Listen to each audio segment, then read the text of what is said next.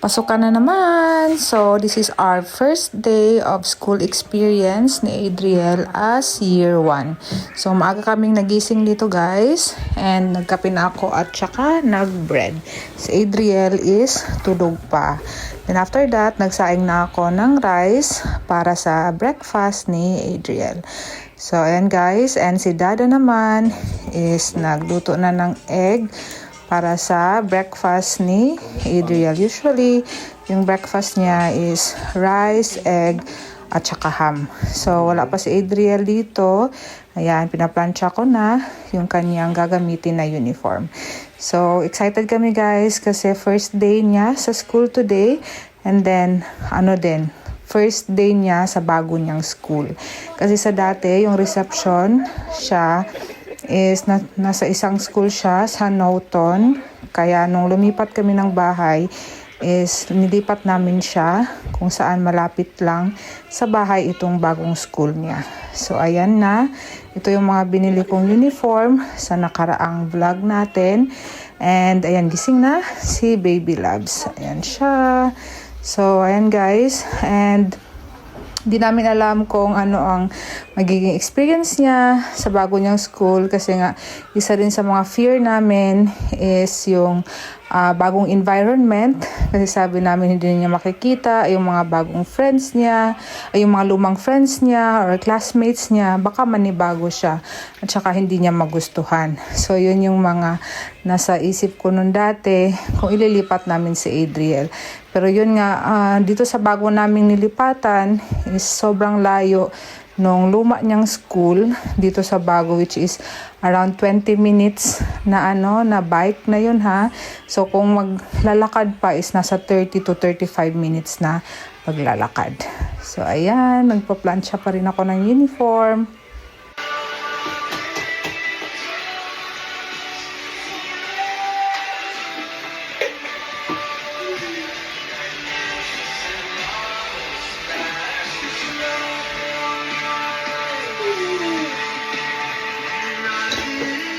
So, pagkagising niyan guys, is naglalambing sa kanyang tatay. So, sobrang to siya, daddy's boy.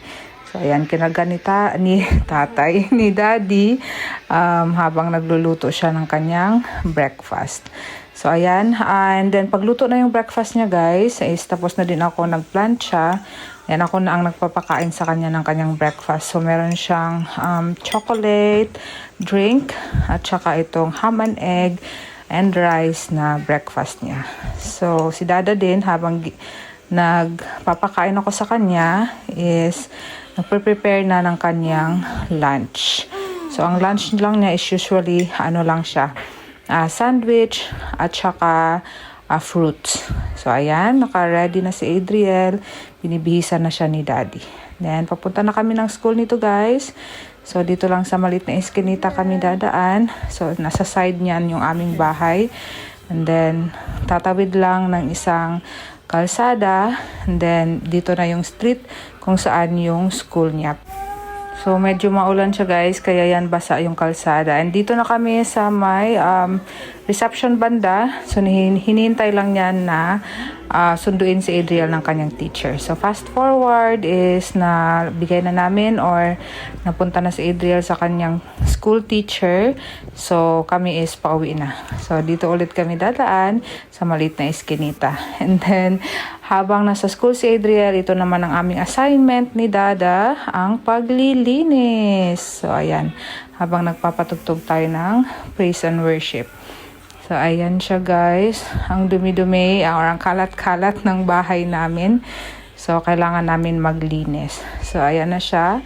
Medyo organized na dito sa toy area niya. Kasi yung isang cabinet namin is ginawang toy storage ni Dada. And then, dito na lang sa living area. Kasi nga may mga parating kaming bisita. Kasi dadalaw sila sa amin dito sa bahay. So, kailangan maglinis. So, thank you Lord at ayan, na-clear na itong living area namin. Kaya, nag-relax na muna kami. And then, fast forward ulit. Hapon na nito. At kakagising lang ata nito ni Dada. Susunduin na namin si Adriel. So, ayan guys. So, sa pagsundo is hindi doon sa aming hinatiran kanina.